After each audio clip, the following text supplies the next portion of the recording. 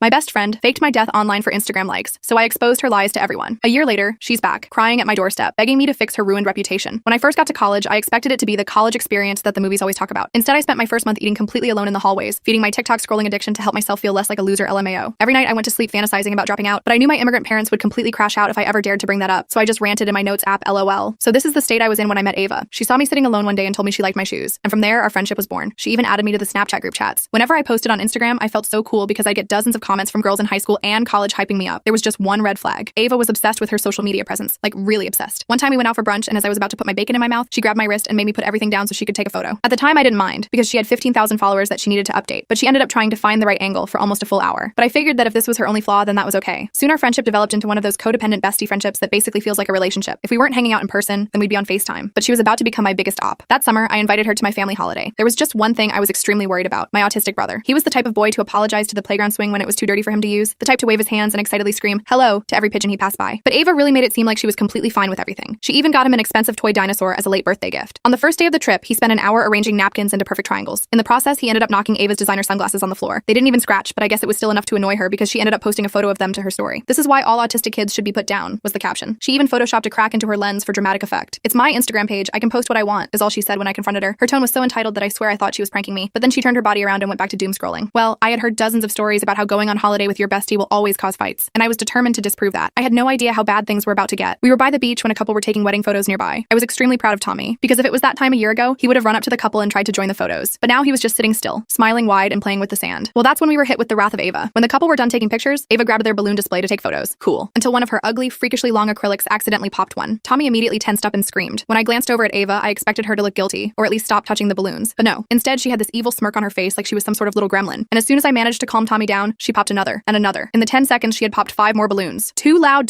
Tommy was screaming, while hitting his head with his fists. It wasn't until I shoved sand into Ava's charging port that she finally stopped. I didn't speak to Ava for the rest of the day, and I was ready to spend my savings on buying her an early flight home. That's when I got the text. It was my mother. Up to this point, we hadn't seen her and my dad all day because it was their wedding anniversary. She sent me a screen recording of Ava's Instagram story. It was a video of Tommy having a meltdown, captioned with "me when the plug cancels on me." And as if that wasn't bad enough, in the next post, she put up a poll saying, "Should we leave him here or nah?" with the only voting options being yes and absolutely. Luckily, my mom was just as angry as me. So her next message was a QR code of the flight she had booked Ava for the next morning. And the second Ava hopped in the Uber to the airport, I blocked her on everything. That evening, my phone was completely blowing up. Everyone was texting saying they had no idea I was struggling with my health. So I made a fake account to check Ava's story. Yep, there it was. A photo of me lying in bed completely photoshopped with AI to make it look like I was on death's doorstep, alongside a GoFundMe link to support my chemotherapy for stage 3 lung cancer. I pinched the bridge of my nose and sighed, because there was one thing Ava didn't know. I would do anything to avenge my brother. I immediately called GoFundMe to report the fraudulent campaign. They took it down within hours, but the damage was already done. Screenshots were circulating, and people were messaging me asking if I was really dying. Some were even angry, thinking I was faking cancer for attention. The irony was almost funny. I tried texting our mutual friends to explain what happened, but most of them didn't believe me. Apparently, Ava had been telling everyone for weeks that I was unstable and attention-seeking. She had perfectly set the stage for this moment, making sure no one would believe me when I tried to defend myself. That night, I couldn't sleep. I kept thinking about Tommy's face when those balloons popped, and how Ava had used his pain for likes. I knew this wasn't over, not by a long shot. Ava had messed with the wrong family, and I was about to show her exactly what happens when you target my brother. I immediately grabbed my phone and started reporting Ava's fake cancer fundraiser posts on every platform. I figured the social media companies would see how obviously fake they were and take them down right away. Boy, was I wrong. I spent hours submitting reports, only to get automated responses saying they'd review the content. Meanwhile, the posts stayed up, and more people kept messaging me about my condition. My fingers cramped from the endless clicking and typing as I tried desperately to stop the spread of Ava's lies. The next morning, I woke up to a campus email about an emergency disciplinary hearing. Apparently, Ava had gone to the student affairs office claiming I was harassing and threatening her. She showed them fake screenshots of messages where I had supposedly threatened to make her pay and ruin her life. I never sent those messages, but she had created convincing fakes using some editing app, the timestamps, the blue bubbles, even my profile picture. Everything looked authentic. I rushed to the administrative building in my pajamas, not even bothering to brush my hair. The morning air bit at my skin as I sprinted across campus, my heart pounding with each step. The disciplinary officer, a stern woman named Ms. Patel, showed me the screenshots Ava had provided. My heart sank as I looked at them. They looked real. If I didn't know better, I might have believed they came from my phone. "These aren't from me," I explained, pulling out my phone with trembling hands. "Look at my message history with Ava. These conversations never happened." Ms. Patel scrolled through my phone, comparing the timestamps and messages. I could see her expression changing as she realized the screenshots didn't match my actual message history. She asked me to wait outside while she called Ava in. I sat on a hard plastic chair in the hallway, my leg bouncing nervously. The minutes stretched like hours as other students walked by, some glancing at me curiously. 20 minutes later, Ms. Patel called me back in. She explained that while she couldn't prove who was telling the truth, there wasn't enough evidence to take disciplinary action against me. I felt relieved, but also frustrated. Ava was getting away with it. As I left the building, I spotted Ava across the quad, surrounded by a group of girls. She was crying dramatically while they patted her back. Her mascara ran perfectly down her cheeks in a way that seemed almost practiced. When she saw me, she whispered something to them, and they all turned to glare at me. Great. Now I was the villain in her story. That afternoon, I got an email from my English professor asking me to come to his office hours. When I arrived, he had a concerned look on his face, his brow furrowed as he gestured for me to sit down. "I received some concerning information about your mental health," he said carefully. "I want you to know that if you need accommodations or extensions, we can arrange that." I was confused until he showed me an email he'd received. It appeared to be from someone at the campus health center, containing information about my supposed mental health issues. The email claimed I had severe mental instability, describing delusions, paranoia, and a history of making false accusations. It warned professors that I might make up stories about other students or claim persecution. My stomach dropped as I realized what Ava had done. She hadn't sent actual medical records, but had created a convincing email that appeared to come from a campus health official. The email contained just enough medical terminology and official-sounding language to seem legitimate to someone who wasn't looking too closely. I explained to my professor what was really happening, showing him the Instagram posts about Tommy. He seemed sympathetic but still uncertain, his eyes betraying lingering doubt. "I'll disregard this email," he said, "but you should talk to campus security if you're being harassed." I thanked him and left, but I knew talking to security wouldn't help. Ava was too smart to leave evidence that could be traced back to her. She was creating doubt about my mental stability so that anything I said would be dismissed as paranoia. Over the next few days, I noticed professors watching me closely during class, as if waiting for me to have some kind of breakdown. Some students whispered when I walked by, their conversations abruptly halting when I got too close. My group project partners suddenly had excuses for why they couldn't meet with me. I was being isolated again, just like those first lonely weeks of college, but this time it was deliberate. I decided I needed evidence of what Ava was doing. I reached out to a girl named Diana who lived in my dorm, but wasn't close to either of us. She had always seemed level-headed and fair. I explained the situation and asked if she'd be willing to help me. Diana agreed to casually bring up my name the next time she saw Ava to see what Ava would say. 2 days later, Diana texted me that she had recorded a conversation with Ava in the dining hall. When I listened to the recording, my blood boiled. Ava was telling Diana that I was dangerously obsessed with her, that I had been following her around campus and sending her threatening messages. She claimed I was jealous of her social media following and was trying to ruin her reputation out of spite. "She's actually kind of scary," Ava's voice said on the recording. "I'm thinking about getting a restraining order. My dad says we have enough evidence." I was furious, but also scared. Ava was painting me as some kind of stalker, and people were believing her. Even with Diana's recording, it was just Ava's word against mine. I needed something more concrete. That night, I got a notification that I'd been added to a new group chat. When I opened it, I saw it was filled with people from my dorm and some of Ava's friends. The most recent message was from Ava. "Guys, I'm actually scared. She's been waiting outside my classes and following me to my dorm. I don't know what to do." As I was reading, new messages poured in. "That's so creepy. We should report her. Do you want us to walk you to class tomorrow?" Then someone tagged me directly. "We know what you're doing. Leave Ava alone or we'll make sure you regret it." I threw my phone across the room. It hit the wall with a crack, but thankfully didn't break. I curled up on my bed, trying not to cry. How had this happened? A month ago, I was just a lonely college freshman trying to find my place. Now I was being painted as a dangerous stalker by someone who had mocked my autistic brother. The next day, a group of Ava's friends confronted me outside the library. There were 5 of them, led by a tall girl named Jacqueline who had always been nice to me before. They surrounded me, blocking my path. Students passing by slowed down to watch the confrontation, some pulling out their phones. "We know what you're doing to Ava," Jacqueline said, her voice cold. "It needs to stop." I tried to explain my side, but they talked over me. One of them took pictures of me, probably to send to Ava as proof they'd confronted me. I pushed past them and practically ran to my dorm, my heart pounding, tears blurring my vision as I fumbled with my keycard. Campus didn't feel safe anymore. I started taking different routes to class, eating meals in my room, and avoiding common areas. I was becoming the very thing Ava accused me of being, paranoid and isolated. My grades began to slip as I missed discussions in study groups, too afraid to face the whispers and stares. I decided to talk to a campus counselor. Maybe they could help me figure out what to do. I made an appointment with Dr. Chen, who seemed kind and understanding when I met her. Her office was warm and inviting, with soft lighting and comfortable chairs. I started explaining everything that had happened, from the beach trip to the fake cancer fundraiser to the disciplinary hearing. Dr. Chen listened attentively, taking notes. But as I continued my story, I noticed her expression change subtly. She began asking more pointed questions about my experiences. "Have you ever felt like people were against you in the past?" she asked carefully. "Do you find it difficult to trust others?" I realized that my story probably sounded paranoid from the outside, a complex web of social media manipulation that had turned an entire campus against me. I pulled out my phone and showed her screenshots of Ava's posts about Tommy and the fake cancer fundraiser. I played Diana's recording. As Dr. Chen reviewed the evidence, her demeanor shifted. "I see," she said, her voice softening. "This is clearly a case of targeted harassment. Let's talk about some strategies to protect yourself and document what's happening." I felt a wave of relief wash over me. Finally, someone believed me without question. Dr. Chen helped me create a plan to document everything Ava did and suggested I speak with the university's legal counsel about possible cease and desist options. That evening, my phone exploded with notifications. My parents called 5 times in a row. My high school friends were texting frantically. Even Tommy's special education teacher reached out. I had no idea what was happening until I checked social media. Ava had posted a memorial tribute to me on her Instagram. According to her post, I had been so overwhelmed with guilt and shame about lying about cancer that I had taken my own life. She included a photoshopped picture of me with the dates of my birth and supposed death, along with a lengthy caption about how she was processing this tragedy and how mental health issues can affect anyone. The post was decorated with angel emojis and broken heart symbols, a masterclass in performative grief. The post had thousands of likes and comments offering condolences. People were sharing memories of me as if I were actually dead. My parents were hysterical, having seen the post through relatives before I could explain. My mom was sobbing so hard on the phone that I could barely understand her. "I'm fine, Mom," I kept repeating. "I'm right here. It's all lies." It took hours to convince my family I was alive and well. My dad wanted to drive to campus immediately. Tommy was confused and upset, not understanding why people were saying his sister was gone when he had just talked to me that morning. I could hear him in the background, repeating, "She's not gone," over and over, his voice rising with distress. After calming my family down, I sat on my bed, staring at the wall. Ava had crossed a line I didn't even know existed. She had faked my death for attention and sympathy. The comments on her post were full of people praising her for being so strong, for sharing her grief so openly. She was getting exactly what she wanted: social media fame and adoration. I called my parents back and explained everything that had been happening. My dad wanted to call the police, but I knew that would just make things worse. Campus police would see it as a she said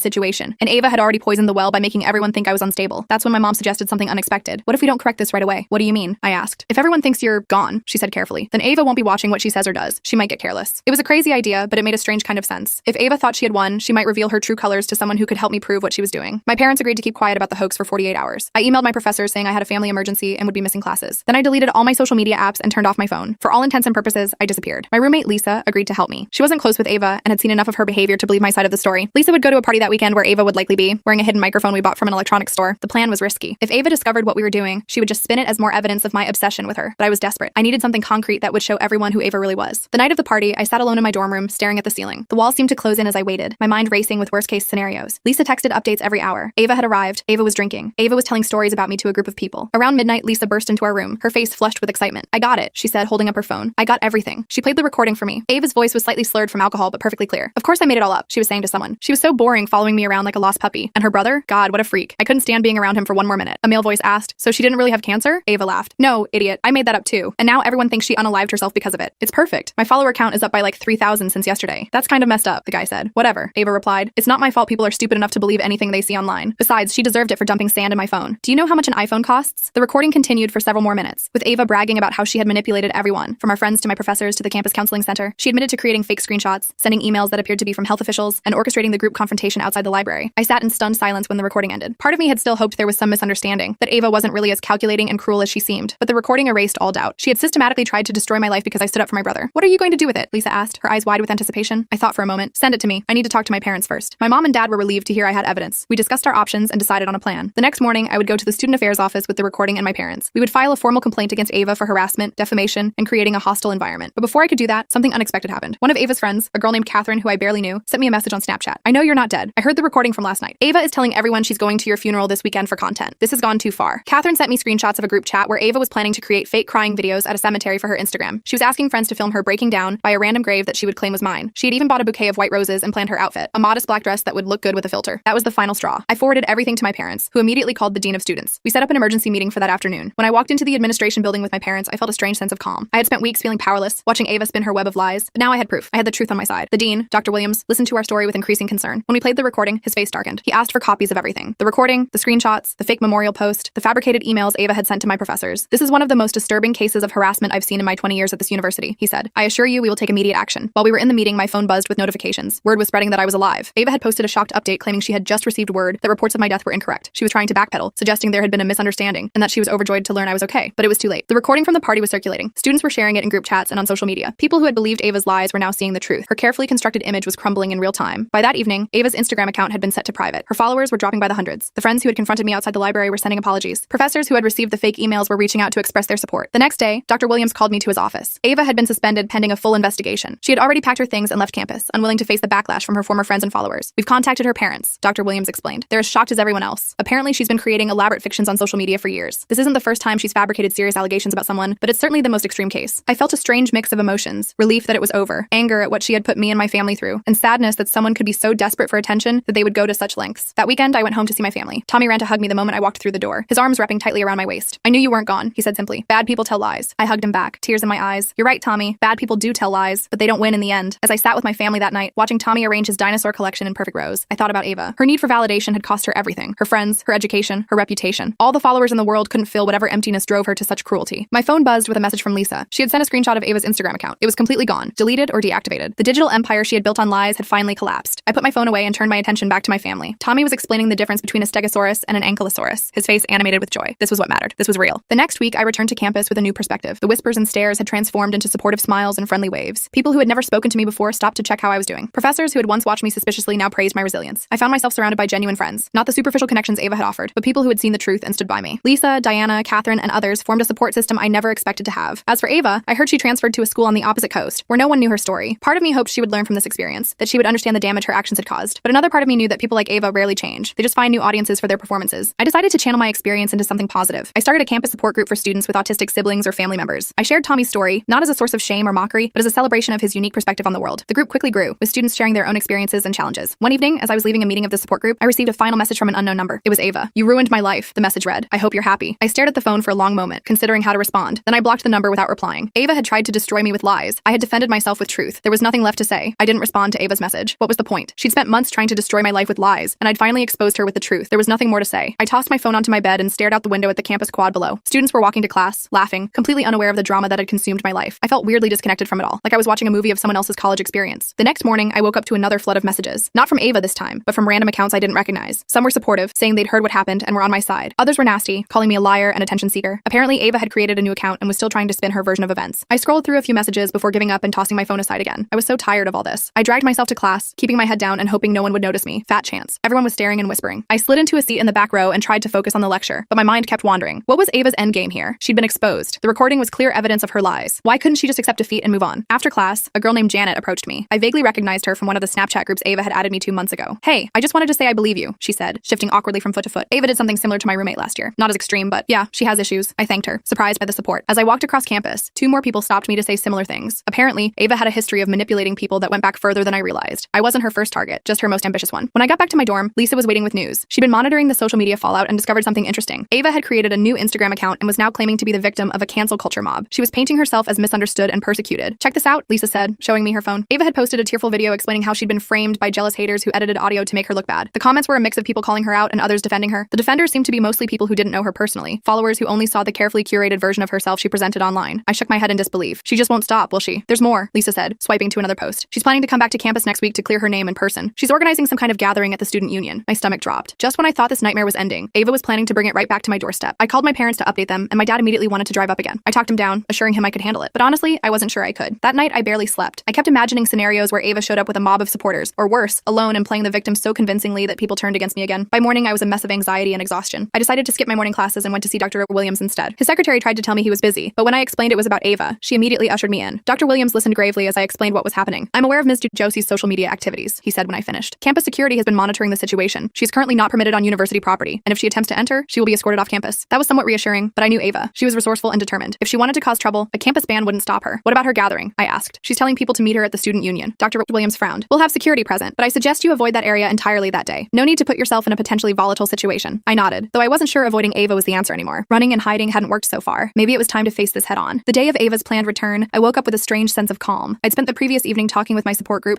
and they'd helped me see things differently. Ava only had power if I gave it to her. Her lies only worked if people believed them. And thanks to the recording and screenshots, fewer people were believing her every day. I decided not to hide. I went about my normal routine, attending classes and eating lunch in the dining hall like any other day. Lisa stuck by my side, along with Diana and a few others who'd become friends through this ordeal. We were sitting at our usual table when a commotion erupted near the entrance. Ava had arrived, flanked by 2 girls I didn't recognize, probably followers from her new account who didn't know the real story. She was dressed all in black, like she was attending a funeral, and wearing oversized sunglasses despite being indoors. Classic Ava, always with the dramatics. The dining hall went quiet as she scanned the room, clearly looking for me. When our eyes met, she started walking directly toward our table. My new friends tensed, forming a protective circle around me. I took a deep breath and stood up to face her. You've got a lot of nerve showing up here, I said, surprised by the steadiness in my voice. Ava pushed her sunglasses up onto her head, revealing eyes rimmed with perfectly applied crying makeup. I just want to talk, she said, her voice carrying across the now silent dining hall. To clear the air. There's nothing to clear, I replied. You lied about me. You lied about my brother. You faked my death for Instagram likes. Everyone knows the truth now. Ava's face hardened for a split second before she composed herself back into victim mode. That recording was edited. You know it was. You've been trying to ruin my life from the beginning because you're jealous of my following. I almost laughed at the absurdity of it. Jealous? Ava, I never cared about your followers. I just wanted a friend. A real friend. Not someone who would mock my autistic brother for content. Ava's 2 companions exchanged uncomfortable glances. Clearly she hadn't filled them in on that part of the story. That's not what happened, Ava insisted, her voice rising. You're twisting everything. Am I? I pulled out my phone and held it up. Should I play the recording again? Right here, in front of everyone? Because I will. Ava's face paled. She hadn't expected me to stand up to her like this. She'd expected the same scared, lonely girl she'd manipulated before. You don't understand what it's like, she said, her voice dropping to a whisper. To build something online and then watch it all disappear. My sponsors dropped me. My followers left. My parents took away my phone for 2 weeks. Do you know what that feels like? For a moment, I almost felt sorry for her. Almost. Then I remembered Tommy's face when she deliberately popped those balloons. I remembered the panic in my parents' voices when they thought I was dead. Actually, I do know what it feels like to watch your life fall apart, I said quietly, because you made it happen to me. The difference is, I didn't deserve it. A campus security officer appeared at Ava's side. Ms. Jousey, I need to ask you to leave the premises. You're violating the terms of your suspension. Ava looked around the dining hall, suddenly aware that everyone was watching. Her carefully crafted victim narrative was crumbling in real time. With one last glare at me, she turned and stormed out, her companions trailing behind her, looking confused and embarrassed. As soon as she left, the dining hall erupted in chatter. People came up to our table to check if I was okay. A guy from my psychology class who I'd barely spoken to before offered to walk me to my next class, just in case. It was weird having so many people suddenly concerned about me, but also kind of nice. That evening, Lisa burst into our room waving her phone excitedly. You have to see this, she exclaimed. She showed me a video that was circulating on campus social media. Someone had recorded my confrontation with Ava in the dining hall and posted it. The comments were overwhelmingly supportive of me, with many people sharing their own negative experiences with Ava. But the real bombshell came from one of the girls who had accompanied Ava to campus. She had posted a lengthy statement distancing herself from Ava, explaining that she'd been misled about the situation and apologizing for her role in it. She included screenshots of messages where Ava had coached her on what to say and how to act during the confrontation. She's completely done now, Lisa said, flopping onto her bed. No one's going to believe anything she says after this. I should have felt triumphant, but mostly I just felt tired. The whole saga had drained me in ways I hadn't realized. I'd spent so much energy fighting Ava's lies that I hadn't had much left for actually enjoying college or focusing on my classes. The next few weeks were surprisingly quiet. Ava's social media accounts went dark. Rumors circulated that she'd transferred to a school in another state or that she was taking a mental health break at home. I didn't really care where she was, as long as it wasn't here. I slowly settled back into a normal college routine. My grades improved as I was able to focus on schoolwork again. I made real friends, not the superficial connections Ava had offered. I even started dating a guy from my calculus study group who'd been supportive throughout the whole ordeal. One Saturday morning, I was having breakfast with my parents and Tommy, who were visiting for the weekend. Tommy was arranging his pancakes in a perfect circle, carefully placing each blueberry in a specific pattern. My mom was telling me about some drama in their neighborhood, and my dad was pretending to listen while scrolling through sports scores on his phone. It was so normal, so peaceful, that I almost didn't check when my phone buzzed with a notification. But curiosity got the better of me, and I glanced down to see an email from Dr. Williams. I wanted to inform you that Ms. Josie has officially withdrawn from the university, the email read. She will not be returning. I hope this brings you some closure, and I commend you for your resilience throughout this difficult difficult situation. I put my phone down and looked at my family. Tommy had finished arranging his food and was now happily eating, occasionally making dinosaur noises between bites. My parents were bickering good-naturedly about whose turn it was to clean the gutters when they got home. Everything okay? My mom asked, noticing my expression. I nodded. Yeah, everything's good. And for the first time in months, I really meant it. Ava was gone. Her lies had been exposed. The truth had won. I picked up my fork and stole a blueberry from Tommy's plate, laughing when he protested loudly. Later that day, I took Tommy for a walk around campus. He was fascinated by the old buildings and the squirrels that darted across the quad. We stopped by the campus bookstore, where I bought him a university t-shirt that he immediately put on over his regular shirt. As we were leaving the store, I spotted a familiar face. It was Catherine, the girl who had first sent me the recording of Ava at the party. She waved and came over to say hello. Is this your brother? She asked, smiling at Tommy. I nodded. Tommy, this is my friend Catherine. Tommy looked up from the squirrel he'd been watching. Hello, he said, not making eye contact but giving a little wave. I like your shirt, Catherine told him. That blue is my favorite color. Tommy beamed. Blue is the best color. It's the color of the sky and the ocean and blueberries and my dinosaur. Catherine listened patiently as Tommy listed every blue thing he could think of. She didn't interrupt or look uncomfortable. She just let him talk, nodding and smiling. When we eventually said goodbye and continued our walk, I felt a surge of gratitude. For Catherine, for Lisa, for all the people who had stood by me, for my family, who had never doubted me, even for Dr. Williams and the university administration, who had ultimately done the right thing. That evening, after my parents took Tommy home, I sat on my bed scrolling through old photos on my phone. I came across a picture from last fall, me and Ava at that brunch where she'd made me wait an hour to eat while she took photos. I was smiling in the picture, but I could see now how forced it looked, how uncomfortable I really was. I deleted the photo and blocked Ava's number for good measure, even though she hadn't tried to contact me again. Then I texted the group chat with my new friends to see if anyone wanted to grab dinner. As I walked to the dining hall to meet them, I passed the spot where I used to sit alone during those first lonely weeks of college. It felt like a lifetime ago. I was a different person now, stronger, wiser, less desperate for approval. My phone buzzed with a text from Lisa. Grabbed us a table by the windows. Hurry up. They have those cookies you like tonight. I smiled and picked up my pace. The past was behind me. Ava was gone, and I had a whole future ahead, one filled with real friends, honest connections, and not a single fake Instagram post.